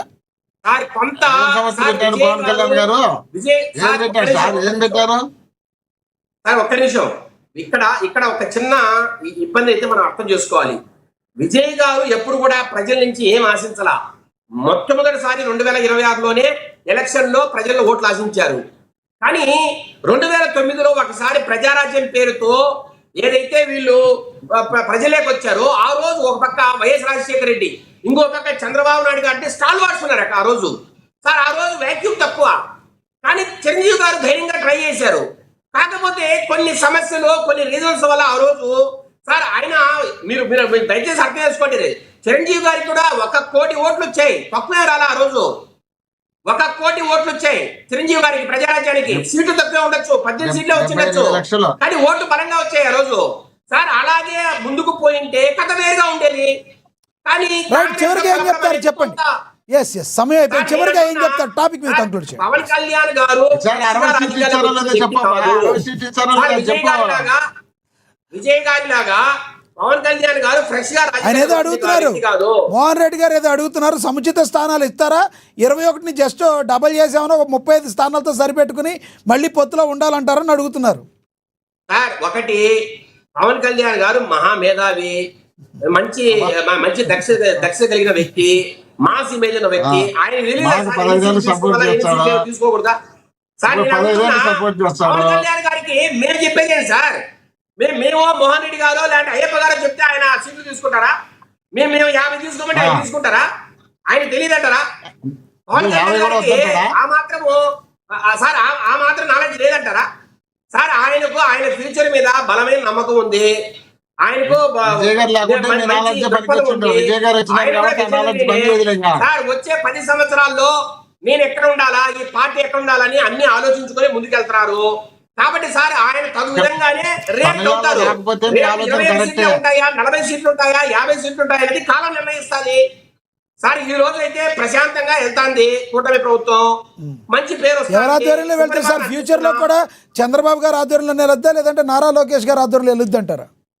చివరిగా సార్ ఒకటి, జ్యోతిష్యుని కాదు సార్, చంద్రబాబు నాయుడు గారు రాజకీయ దురంధరులు, సార్ రాజకీయ దురంధరులు, మా మంచి పరిపాలన మంచి కాకతీయ యోధులు చంద్రబాబు నాయుడు గారు. ఈయనకు సార్ ఈ రోజు విజయ్ గారు ఒకవేళ ఫ్లూక్ గా వస్తే కూడా వచ్చిండొచ్చు, గెలిచిండొచ్చు ఈ రోజు. కానీ చంద్రబాబు నాయుడు గారు డక్కా ముక్తులు తిని ఎన్నో ఇబ్బందులు చూసి ఈ స్థాయికి వచ్చిన వ్యక్తి. ఆయన తెలియదంటూ ఏముండదు. పవన్ కళ్యాణ్ గారిని ఎలా ఉండాలి,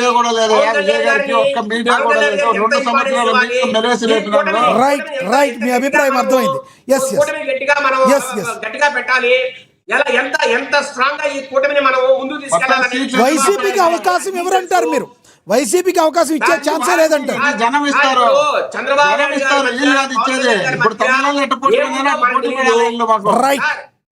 దయచేసి ఒక నిమిషం వినండి, చెప్పండి సార్. పవన్ కళ్యాణ్ గారికి చంద్రబాబు నాయుడుకి మధ్యలో ఏం చర్చలు నడుస్తున్నాయో మీకు నాకేమైనా తెలుసా? తెలియాల్సిన అవసరం ఉందా సార్? ఇప్పుడు పవన్ కళ్యాణ్ గారికి తెలుసండి ఫ్యూచర్ లో ఏం జరగబోతోంది, ఎలా చేయాలనేది పవన్ కళ్యాణ్ గారికి తెలుసు. మనం ఎందుకు ఎక్కువ దాని గురించి ఒకటి చెప్పండి సార్, పొత్తులైనా ఎత్తులైనా ప్రజల కోసమే కాబట్టి ప్రజలకు తెలపాల్సిన అవసరం ఉంది. ప్రజలు యాక్సెప్ట్ చేస్తేనే కదా. పవన్ కళ్యాణ్ గారు సీఎం పవన్ కళ్యాణ్ గారు సీఎం కారని ఎవరైనా జ్యోతిష్ చెప్పగలరా? రైట్ మీ అభిప్రాయం అర్థమైంది విజయశేఖర్ రెడ్డి గారు. మోహన్ రెడ్డి గారు ప్లీజ్ సమయం అయిపోయింది. అయ్యప్ప గారు కంక్లూడ్ చేస్తారు. 15 ఏళ్ళ తర్వాత పవన్ కళ్యాణ్ గారు సీఎం అయ్యేది. 15 ఏళ్ళ తర్వాత, ఇప్పుడు 15 ఏళ్ళు, ఇంకా 15 ఏళ్ళు, 30 ఏళ్ళ తర్వాత సీఎం అయ్యేది. కట్టె చేతికి నడచాలా? ఎప్పుడు సార్ 15 ఏళ్ళు మీకు ఎందుకు సార్ మీకు అంత అభిమానం ఉంటే? కాదు సార్, పవన్ కళ్యాణ్ గారు సీఎం అవ్వాలని అంత అభిమానం ఉంటే, అంత అభిమానం మీకు ఉంటే వైసీపీకి మీ జగన్మోహన్ రెడ్డి గారిని పవన్ కళ్యాణ్ గారిని కలపడం. మోహన్ రెడ్డి గారు మీరు బీజేపీని ఎట్ట తొక్కేసినారు, వెంకయ్య నాయుడు గారిని ఎట్ట తొక్కేసినారు, పవన్ కళ్యాణ్ గారికి కూడా అదే గతి పడుతుంది. ఆంధ్రప్రదేశ్ లో బీజేపీ ఏ విధంగా పాడైందో, వెంకయ్య నాయుడు గారు ఏ విధంగా పాడైనారో అదే విధంగా జనసేనలో పవన్ కళ్యాణ్ గారితో పొత్తుకుపోవాలని జగన్మోహన్ రెడ్డి గారు ఎంతో ట్రై చేసినా కూడా పవన్ కళ్యాణ్ గారు ఒప్పుకోలేదు. పవన్ కళ్యాణ్ గారు ఎట్టి పరిస్థితుల్లోనూ జగన్మోహన్ రెడ్డి కలవరు. ఓకే సింహం గారు, ఓకే సింహం గారు, ఓకే మీరు సింహం గారే. ఓకే శేఖర్ రెడ్డి గారు, మీ అభిప్రాయం అర్థమైంది. విజయశేఖర్ రెడ్డి గారు అభిప్రాయం అర్థమైంది. అయ్యప్ప గారు కంక్లూడ్ చేయండి 2 minutes ప్లీజ్. నేను ఒకటే చెప్తున్నాను సార్, ప్రజలు మార్పు కోరుకుంటున్నారు. దేశవ్యాప్తంగా పాత తరం నాయకుల కంటే కూడా కొత్త తరం నాయకులు కూడా ఒక అవకాశం ఇస్తే వాళ్ళు ఏం చేస్తారని ఎదురు చూస్తున్నటువంటి ప్రధానికు ఎక్కువైపోయింది. ఇంకా మీడియాలోనూ ఈ పెట్టుబడులు వస్తున్నాయనో లేకపోతే ఇటువంటి అభూత కల్పనలో అవన్నీ చూసి ప్రజలకు కూడా అర్థమవుతుందండి ఎంఓయూల మీద సైన్లు చేసుకుని అభివృద్ధి జరుగుతున్నది అర్థమైంది. ఇప్పుడు మోహన్ రెడ్డి గారు ఒక మాట అన్నారు, 2500 మంది విద్యార్థుల్ని చదివిస్తున్నారు, అది మంచి విషయమే. నేను ఇంకో విషయం చెప్తాను, 2004లోనే వైఎస్ రాజశేఖర రెడ్డి గారు ఇల్లు అమ్ముకునేటువంటి పరిస్థితి నుంచి ఇవాళ సుందూర్ పవర్ ప్రాజెక్ట్ ఎక్కడిది, క్లాసిక్ రియాలిటీ ఎక్కడిది, సిలికాన్ బిల్డర్స్ ఎక్కడిది, భారతీయ ఎస్టేట్స్ ఎక్కడిది, భారతీయ సిమెంట్ ఎక్కడిది, జగన్మోహన్ రెడ్డి గారు 1990 ఇవన్నీ ఎక్కడి నుంచి వచ్చాయండి? అవి కూడా ప్రజల సొమ్మే కదండి. కదండి, అవి ప్రజల సొమ్మే కదా సార్. అలా పవన్ కళ్యాణ్ గారు ఎక్కడైనా సరే, ఎక్కడైనా ఒక అవినీతి మరకున్నదా అని అడిగానండి. అంటే మీ మోహన్ రెడ్డి గారు క్లాసిక్ బిల్డర్ 167 కంపెనీలు ట్రిప్పాక్రోలో రీసైన్ అని చెప్పి వాన్పిక్ భూములు బోల్డ్ అనే అరాచకాలు చేసినటువంటి ఆయన చేశారని చెప్పి ఆరోపణలు ఉన్నటువంటి వ్యక్తి సార్. అక్కడ పవన్ కళ్యాణ్ గారికి ఏం మచ్చలేదు. ఈవెన్ 2 ఎకరాల పొలం నుంచి వచ్చినటువంటి వ్యక్తులు ఇవాళ సింగపూర్ లో 5 స్టార్ హోటల్ పార్టీలో ఉంటే ఇలాంటి పంపం గడుపుకోవాలంటే ఆయన ముందు ఆరోపణ చేస్తేనే కదా నేను అడుగుతాను సార్ మోహన్ రెడ్డి గారు. మీరు అడిగిన దానికి నేను ఒకటి చెప్తున్నాను. పవన్ కళ్యాణ్ గురించి మాట్లాడినప్పుడు మీరు జగన్మోహన్ రెడ్డి గారిని కంపేర్ చేసి మాట్లాడారు కాబట్టి నేను అదే కంపారిజన్ చేస్తున్నాను. ఈ రోజున 2 ఎకరాల భూమి నుంచి వేల కోట్లు సింగపూర్ 5 స్టార్ హోటళ్లు లేకపోతే వేలాది హెరిటేజ్ సంస్థలు పవన్ కళ్యాణ్ గారికి లేవు. ఆయన అలా సంపాదించిన వ్యక్తి కాదు, సంపాదించిన వ్యక్తి కాదు చెప్తున్నాండి. చంద్రబాబు నాయుడు గారికి వైఎస్ జగన్మోహన్ రెడ్డి గారి కంటే కూడా భిన్నమైనటువంటి వ్యక్తి పవన్ కళ్యాణ్ గారు. చెప్తున్నానండి, ఒక అనలిస్ట్ గానే చెప్తున్నాను. ఈ రోజున చంద్రబాబు నాయుడు గారు లేకపోతే వైఎస్ జగన్ గారి కంటే కూడా డిఫరెంట్ యాటిట్యూడ్ కలిగినటువంటి వ్యక్తి. ఆయన దగ్గర రూపాయి ఉంటే రూపాయి కూడా ప్రజలకు ఇచ్చేయాలన్నటువంటి మనస్తత్వం కలిగినటువంటి వ్యక్తి పవన్ కళ్యాణ్ గారు. అందువల్ల ఖచ్చితంగా జగన్మోహన్ రెడ్డి గారి కంటే కూడా చంద్రబాబు నాయుడు గారి కంటే కూడా నీతి నిజాయితీలో 1000 రెట్లు బెటర్ కలిగినటువంటి వ్యక్తి, యువతని ఆకట్టుకునేటువంటి వ్యక్తి, ఆర్థిక సహాయాన్ని అందించినటువంటి వ్యక్తి, దేశంలోనే సైనిక పోటీకి విరాళం ఇచ్చినటువంటి మొట్టమొదటి వ్యక్తి పవన్ కళ్యాణ్ గారు సార్. ఈ రోజున మీరు ఏమి అన్నారు? పవన్ కళ్యాణ్ గారు పవనిజం నేను జస్ట్ అంటే నేను అడుగుతున్నాను సార్, ఒక జర్నలిస్ట్ గా ఒక మంచి వ్యక్తిని ప్రమోట్ చేయడం అనేది ఒక భారతీయుడిగా, ఒక ఆంధ్రప్రదేశ్ పౌరుడిగా, ఒక ఓటర్ గా, ఒక జర్నలిస్ట్ గా నేను మాట్లాడేటువంటి రైట్ ఉంది. అంతేగాని ఒక అనలిస్ట్ గా నిజాలు మాట్లాడేటువంటి రైట్ లో ఒక పార్టీ సపోర్ట్ చేశారు, ఒక పార్టీ సపోర్ట్, అన్ని పార్టీలు తిట్టేస్తే అనలిస్ట్ కాదండి. వాస్తవాన్ని వాస్తవంగా ఎనాలిసిస్ చేసి ఏది కోరుకున్నారు ప్రజలకు చెప్పడమే అనలిస్ట్ అండి. చెప్పాలంటే 2029లో పవన్ కళ్యాణ్ గారు అనే వ్యక్తి సీఎం అవడం సత్యం. 2029 రాసి పెట్టుకోండి. 2027 నుంచి కూడా పవన్ కళ్యాణ్ గారు పార్టీని బలోపేతం చేస్తే 2029లో పవన్ కళ్యాణ్ గారు ఊహించలేనటువంటి చారిత్రాత్మకమైనటువంటి విజయాన్ని నమోదు చేసేటువంటి దిశగా వెళతారనేది సత్యం. ఈ రోజున దేశంలోనే గిన్నిస్ రికార్డుల అవార్డులు, తడి చెత్త పొడి చెత్త ఎన్ఆర్జీఎస్ ఫండ్స్ ద్వారా ప్రతి గ్రామాన్ని చేయడం, 30 పడకల ఆసుపత్రిని 100 పడకలు చేయడం, ప్రతి గ్రామాన్ని, ప్రతి రూరల్ డెవలప్మెంట్ ఏరియాని, గిరిజన ప్రాంతాల్లో తండాల్లో ఇప్పటి వరకు లేనటువంటి రోడ్లు వేయించినటువంటి వ్యక్తిగా, నిజాయితీ పరుడిగా, అత్యంత నిజాయితీ నీతి కలిగినటువంటి వ్యక్తుల్లో పవన్ కళ్యాణ్ గారు ముందు వరుసలో ఉన్నారని చెప్పి అనేక స్టాటిస్టిక్స్ రికార్డ్స్ కూడా చెప్పినాయి. అందువల్ల ఖచ్చితంగా ఒక యువతగా, నేను ఒక జర్నలిస్ట్ గా, ఒక ఓటర్ గా నేను కోరుకునేది ఏంటంటే 2029లో పవన్ కళ్యాణ్ గారు ఖచ్చితంగా ముఖ్యమంత్రి అయి తీరుతారు. ఏదో ఇప్పుడు ఉన్నటువంటి 2019 అయ్యప్ప గారు నా వాయిస్ వినబడుతున్నా. ఒక్కసారి మిమ్మల్ని చివరిగా అడగాలి. పంచాయతీరాజ్కు సంబంధించి ఏవో కొంత అమౌంట్ ఏదో సరిగ్గా ఇప్పటికీ లెక్క సరిగ్గా తేల్చలేదని పవన్ గారి దృష్టికి వచ్చిందా? కేంద్రం లేఖ రాసిందన్నారు. ఏంటి అది? మీకు ఏమైనా ఐడియా ఉందా దాని గురించి? ఏదన్నా ఉంటే రేపొద్దున ఏదన్నా ప్రాబ్లం అయితే ఆ మకిలి ఏదన్నా పవన్ కళ్యాణ్ గారికి అంటుకునే అవకాశం ఉందంటారు. ఏం చెప్తారు మీరు? చివరిగా చెప్పండి. ఇప్పుడు కంప్ట్రోలర్ ఆడిటర్ జనరల్ ఆర్టికల్ 147 ప్రకారం ప్రతి రాష్ట్రంలో ఇచ్చినటువంటి కేంద్రం ఇచ్చినటువంటి నిధులకి లెక్కలు చెప్పమంటారు.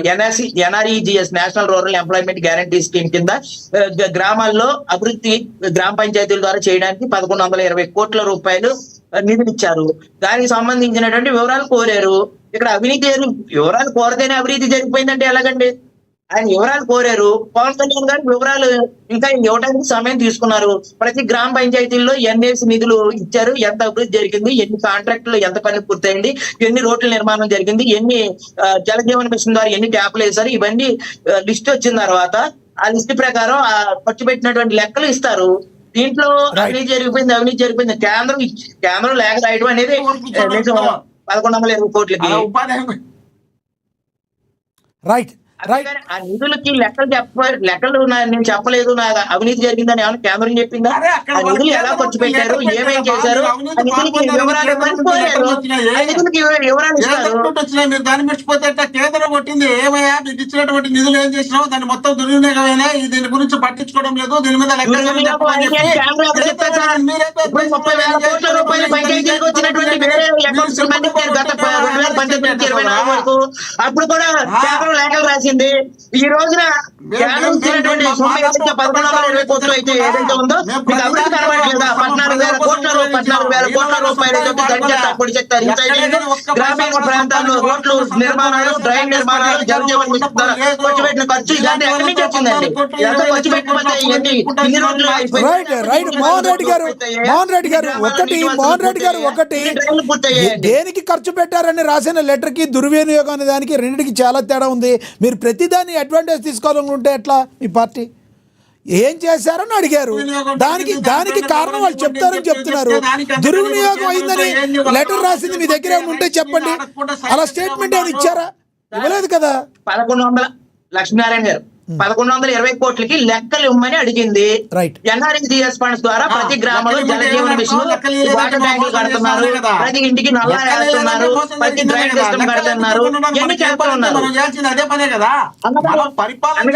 మీరు కూడా ఒకసారి మాట్లాడండి, ఆయన ఛాన్స్ అడుగుతున్నారు. రైట్ మోహన్ రెడ్డి గారు ఓకే, సమయం అయిపోయింది. అయ్యప్ప గారు చివరిగా చెప్పండి, ఏం చెప్తారు? చివరిగా చెప్పండి, 30 seconds ప్లీజ్. నేను ఒకటి చెప్తున్నాను సార్, 2019ని బేరే చేసుకుని ఆయన సీట్లు ముందు ప్రకటించకపోవడం, పార్టీ నిర్మాణం చేయకపోవడం, పూర్తి స్థాయిలో ప్రజల్లోకి పార్టీ వెళ్ళలేకపోవడం వల్ల ఓటమి జరిగింది. దాన్ని కంపేర్ చేసుకుని అది ప్రజారాజ్యం తాలూకు కొన్ని అవశేషాలు కూడా దీని మీద ఎఫెక్ట్ అయినాయి. దాన్ని కంపేర్ చేసుకుని 2019 తర్వాత పవన్ కళ్యాణ్ గారు వీక్ అయిపోయారు, పొత్తు పెట్టుకుంటే గెలుస్తారనేది ఆలోచన మానేయండి. 2029లో ఈ రోజున ఏదైతే తమిళనాడులో టీవీకే పార్టీ ఎలా అయితే ప్రబంధం సృష్టించిందో 2029లో సింగిల్ గా పోటీ చేసిన, పొత్తులో పోటీ చేసి ఎక్కువ సీట్లు తీసుకున్నా సరే ఓటమి అనేది ఎరగకుండా పవన్ కళ్యాణ్ గారు గెలుస్తారనేది. రైట్ సార్, మీ అభిప్రాయం అర్థమైంది. ధన్యవాదాలు అయ్యప్ప గారు మీ అభిప్రాయం తెలియజేసినందుకు. మోహన్ రెడ్డి గారు ధన్యవాదాలు మీ అభిప్రాయం తెలియజేసినందుకు. అదేవిధంగా ధన్యవాదాలండి విజయశేఖర్ రెడ్డి గారు, ధన్యవాదాలండి తిరుత్తని వేణుగోపాల్ గారు. తిరుత్తని వేణుగోపాల్ గారికి మేబీ అక్కడ సిగ్నల్ వీక్ ఉన్నట్టుంది, ఈరోజు డిస్కనెక్ట్ అయ్యారు. రైట్, మరి ఏది ఏమైనప్పటికీ తమిళనాట విజయ్ సృష్టించిన ప్రభంజనం ఈ రోజున మరి తెలుగు ప్రజల్లో కూడా అనేక ఆలోచన ధోరణులకి మరి అది నాంది పలికింది అనుకోవచ్చు. అదేవిధంగా అనేక రాజకీయ పార్టీలకి ఒక ఊపు తెచ్చిందని కూడా అనుకోవచ్చు. రానున్న 2029 అసెంబ్లీ ఎన్నికలకి మరి విజయ్ సృష్టించిన ప్రభంజనంతో జనసేనాని మీద కొంత ఆ ప్రభావం పడే అవకాశం చాలా స్పష్టంగా కనబడుతుంది. ప్రధానంగా విజయ్ సృష్టించిన సునామీతో మరి సినిమా యాక్టర్ పెద్దగా ఈ రోజుల్లో చరిత్ర సృష్టించలేదు. ఆ రోజుల్లో అన్న ఎన్టీఆర్ గారు ఒక్కళ్ళే అని చెప్పే టీడీపీకి ఈరోజు కొంత టెన్షన్ పట్టుకున్న మాట వాస్తవం అని విశ్లేషకులు అయితే అభిప్రాయపడుతున్నారు. ఇది వాటి స్పెషల్ డిబేట్. చూస్తూనే ఉండండి ఏఎన్ఆర్. నమస్తే.